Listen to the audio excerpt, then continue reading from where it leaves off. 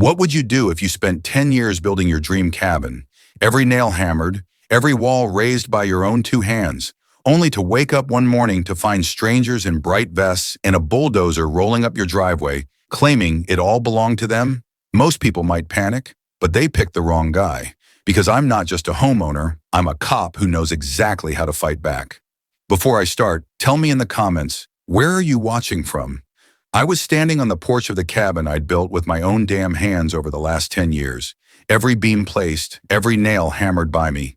10 years of weekend drives, sweat, busted knuckles, and the occasional argument with a tree stump. I'm Elijah Martin, cop for 22 years, and this cabin was my escape plan for when I retired in 4. But on that quiet Tuesday morning, I found a group of strangers in neon vests marching across my gravel driveway like they owned the place. At the front of the pack was a woman in a pastel pink pantsuit with a clipboard bigger than her ego. I'd met her once before at a community meeting. Glenda, president of the Whispering Pines HOA and self-declared queen of the county. She was flanked by 2 guys with measuring tapes and one poor intern who looked like he'd rather be anywhere else. "Excuse me," she called out with that high-pitched chirp people use when they're trying to sound polite but are actually furious. "You're trespassing on HOA property." I raised an eyebrow. "I live here," she sniffed. "This land was annexed into Whispering Pines' jurisdiction last fall. The vote passed and your cabin violates multiple aesthetic and zoning codes. You didn't attend the meetings because I'm not part of your HOA." I shot back, stepping down the porch stairs. She held out a folder. "You might want to read the paperwork. As of last month, this area is under HOA control. Your structure doesn't meet community standards, and we voted to have it removed." I opened the folder. It was filled with maps, fake meeting minutes, and a letter with my name misspelled stating I'd been notified. I hadn't, not once. "You forged this," I said flatly. Glenda tilted her head. "Excuse me, I'm a detective. I've testified in fraud cases for 15 years. This letter has a fake signature and a non-existent notary seal. You didn't notify anyone. This is a land grab." She blinked, then narrowed her eyes. "You can call it what you want, but the backhoe arrives at noon. Your cabin is coming down." I don't know what made me angry. The arrogance or the fact that she thought I'd just roll over and let her bulldoze a decade of my life. I took a photo of the documents she handed me, then walked back inside and locked the door. They stood there, mouths flapping, while I pulled out my own folder, one that held the original land deed, permits, and the county's official zoning maps. I'd kept every receipt, every notice, every signature, because when you've spent 10 years building a dream, you don't leave anything to chance. I made 2 calls, one to the county clerk's office and one to my buddy Naylan, who worked in zoning enforcement. By the time I stepped back outside, Glenda and her crew had started measuring the distance from my porch to the tree line. "You've got about 2 hours before you're all trespassing," I said. She tried to laugh it off. "You can't stop a community decision. You're not a community. You're a power-hungry HOA with a fake vote and no legal authority here." She waved her clipboard. "We'll see what the sheriff says," I smiled. "Funny, I work with him. You'll be seeing him real soon." By 11:30, the gravel road leading to my property was lined with 2 county trucks, one unmarked sheriff's vehicle, and a rusted red hatchback that belonged to Naylan, who had apparently dropped everything the moment he heard the word annexation. I stood at the edge of my porch, arms crossed, watching the supposed HOA volunteers scramble to look busy. Glenda still hadn't left. Now she was pacing in front of a pine tree, tapping her pen against her clipboard like she was orchestrating a military operation. The pink pantsuit had picked up a streak of dirt on the hem, and that alone made the morning feel like a win. Naylan jogged up the steps 2 at a time, his boots leaving dusty prints on the boards.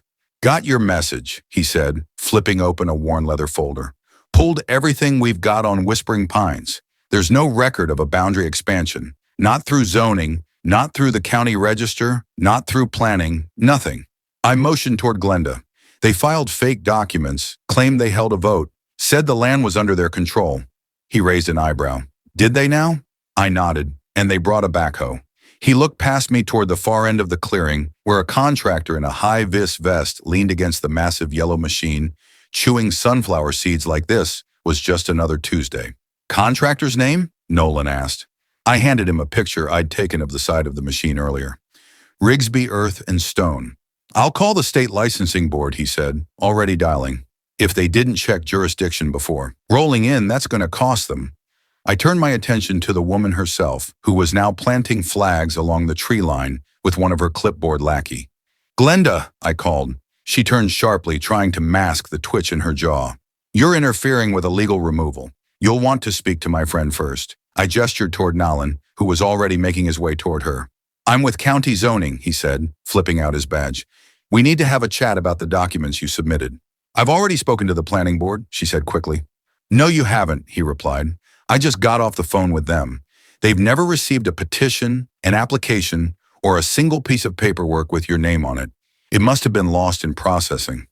"You submitted fake minutes," he said, "and you forged a notary seal. That's not a clerical error. That's criminal." Her lips tightened, but she kept her tone sweet.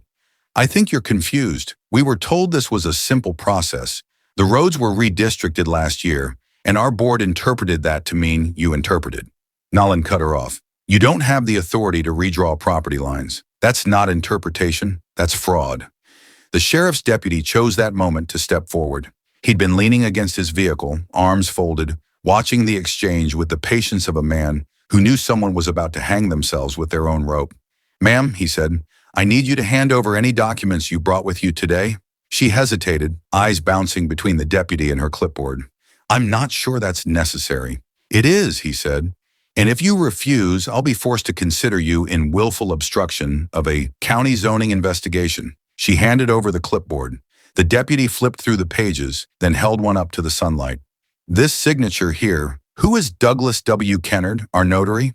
"There's no notary registered in the state under that name," he said, "and this seal doesn't exist in the state database. Everything on these forms is fabricated." Glenda's mouth opened, then closed. Her team had stopped flagging trees and were now slowly backing away toward the road. Deputy Nalan said, "You'll want to secure the equipment too. If they start demolition, they're liable for destruction of private property, and that contractor's license could get pulled." The deputy nodded. "Already radioed in tow trucks on the way." I stepped off the porch and walked right up to Glenda. "You came here thinking I'd panic," I said. "You thought you'd steamroll me with a few fake papers and a bright vest, but you picked the wrong address." She didn't respond. Her gaze was locked on the clipboard as if she could will it into legitimacy.